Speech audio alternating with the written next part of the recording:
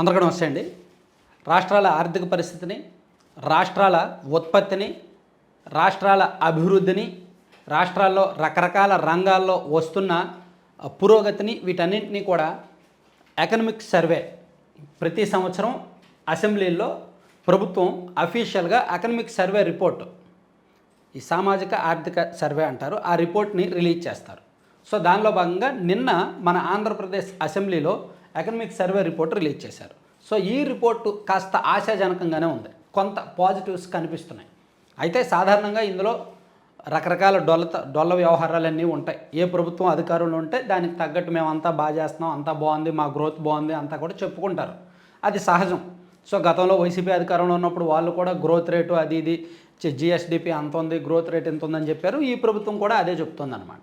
అయితే ఇంత ఉన్నప్పుడు మనకి అప్పులు ఎంత చేస్తున్నారు, ఎంత వడ్డీలు కడుతున్నారు, మన ఆర్థిక పరిస్థితి ఎలా ఉందన్నది మన కళ్ళెదురుగానే తెలిసిపోద్ది. మన అభివృద్ధి, మన అప్పులు, మన ఆదాయం ఇవన్నీ చూసుకుంటాయి. కాకపోతే ప్రభుత్వం అధికారికంగా ఇది రిలీజ్ చేసింది కాబట్టి, సోషియో ఎకనామిక్ సర్వే రిలీజ్ చేశారు కాబట్టి ఈ సర్వే ఆధారంగా మనం ఒక క్లియర్ అనాలిసిస్ చెప్పుకుందాం. కాస్త వాళ్ళు చెప్పింది ఏంటంటే జిఎస్డిపి బాగా పెరిగింది, వృద్ధి రేటు బాగా పెరిగింది, అగ్రికల్చర్ అంటే వ్యవసాయ రంగం కావచ్చు, సేవా రంగం కావచ్చు, పారిశ్రామిక రంగంలో ఉత్పత్తి బాగా కనిపించింది గ్రోత్ అనేది చెప్తున్నారు. సో ఈ రిపోర్ట్ ఒకసారి మనం చూస్తే నిన్న ప్రవేశపెట్టారు. దీనిలో మనకి general review, macro economic aggregates, public finance, prices, wages, agriculture and ఇదంతా కాదు, మనకి దీనిలో చూద్దాం. జనరల్ ఓవర్ రివ్యూలో ఇదిగోండి ఇక్కడ ఇచ్చారు. స్టేట్ ఎకానమీలో the government of Andhra Pradesh is committed to achieve sustained economic growth and development. As per the advanced estimates 2024-25 the gross state domestic product అంటే జిఎస్టిపి, రాష్ట్రంలో స్థూల జాతీయోత్పత్తి, రాష్ట్ర స్థూల ఉత్పత్తి విలువ మొత్తం మీద 16.06 లక్షల కోట్లు. ఇది గత అంటే నిరుడితో పోలిస్తే 12.94% ఎక్కువ అనేది. అంటే గత ఏడాది సుమారుగా 13.5 లక్షల కోట్లకు పైగా ఉండేది. అంటే ఇప్పుడు 2023-24 మన జిఎస్డిపి 13.5 లక్షల కోట్లు ఉంటే ఇప్పుడు 16.06 లక్షల కోట్లకు చేరింది. అది బాగా ఎక్కువ అనేది ప్రభుత్వం నిన్న రిలీజ్ చేసిన లెక్క. నాకు 2014-15 మన రాష్ట్ర విభజన సమయానికి మన జిఎస్డిపి 5,20,000 కోట్లు. నేను గూగుల్లో ఎక్కడో చదివాను, 5,20,000 కోట్లు అనమాట 2014-15 మన రాష్ట్ర విభజన సమయానికి. ఇప్పుడు ప్రభుత్వం అఫీషియల్గా చూపిస్తున్నది 16.6 లక్షల కోట్లు. దీనిలో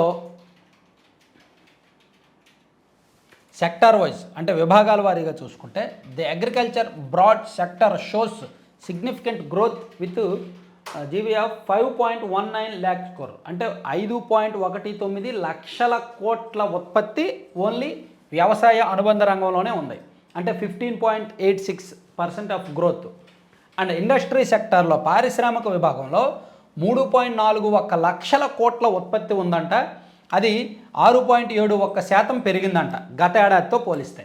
అండ్ సేవా రంగంలో major contributor with 6.11 lakh crore growing 11.70%. అంటే సేవా రంగంలో 6.11 లక్షల కోట్లు ఉత్పత్తి ఉంది. అందులో 11.70% గ్రోత్ పెరిగింది అనేది చెప్తున్నారు. సో ఓవరాల్గా ఈ మూడు రంగాలు కలుపుకుంటే గ్రోత్ రేటు 12.94%. ఓన్లీ అందులో వ్యవసాయందే ఎక్కువ ఉంది, 15.86% పెరిగింది అని చెప్తున్నారనమాట. ఇది ప్రభుత్వం నిన్న రిలీజ్ చేసిన లెక్క. ఇందులో చాలా అంశాలు పేర్కొన్నారు వాళ్ళు. మన రాష్ట్ర అప్పులు, మన రాష్ట్ర తలసరి ఆదాయం. ఇదిగోండి, the per capita income of Andhra Pradesh for 2024-25 is estimated at 2,68,653, higher than the national average of. అంటే భారతదేశం మొత్తం మీద తలసరి ఆదాయం 2,162 రూపాయలు మాత్రమే ఉంటే ఆంధ్రప్రదేశ్లో మాత్రం 2,68,653 రూపాయలు ఉంది.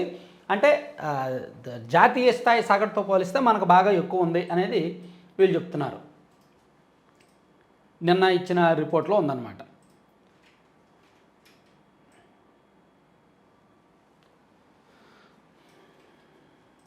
అలాగే అగ్రికల్చర్ లేబర్కి ఆదాయం పెరిగింది, వాళ్ళకి వీళ్ళకి అనేటట్టు చెప్తున్నారు. The public finance, the revenue of the state in financial year 2024-25 comprised of 94,967 crore from own taxes sources.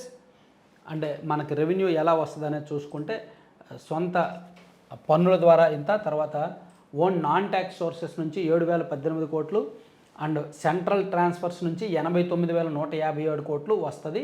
The total expenditure by the state excluding ways and means advances from the public debt repayments was అని చెప్పి 2,36,512 కోట్లు in financial year expected to be అని చెప్పి 2,49,000 కోట్లు అని చెప్పి ఈ సంవత్సరానికి అని చెప్పారనమాట. ఇట్లా ఓవరాల్గా చెప్పారు. సో దీనిలో మనం ఓవరాల్గా మనం చెప్పాల్సింది ఏంటంటే, 1 గ్రోత్ రేట్ పెరిగింది, 2 జిఎస్డిపి పెరిగింది, 3 తలసరి ఆదాయం పెరిగింది నిన్న రిలీజ్ చేసిన రిపోర్ట్ ప్రకారం.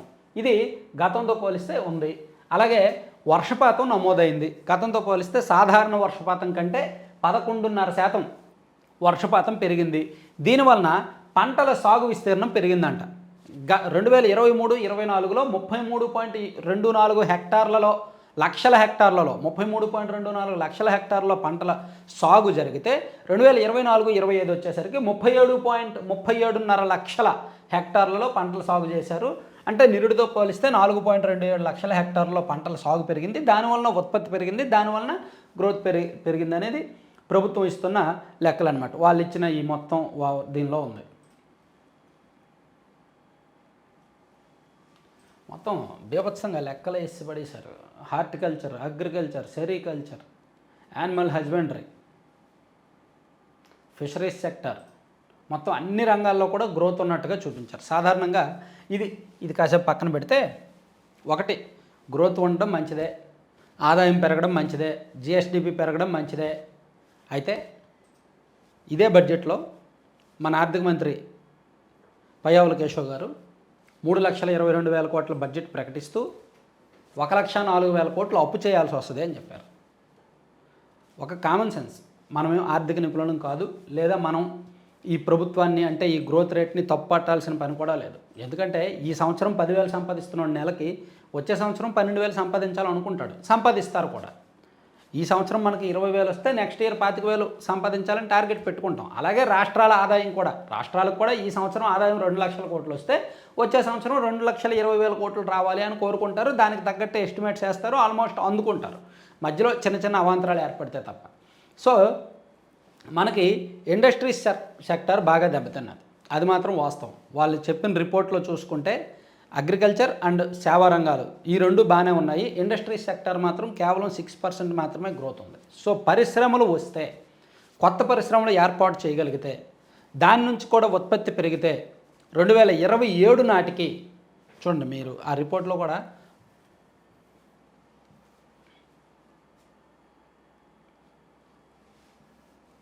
ఇవ్వండి, ఇండస్ట్రీస్ ఓన్లీ 6.71% ఉంది. సో ఇది 10% పెరిగితే మన రాష్ట్ర జిఎస్డిపి 20 లక్షల కోట్లకు పెరుగుద్ది, 20 లక్షల కోట్లకు పైగా వెళ్ళుద్ది.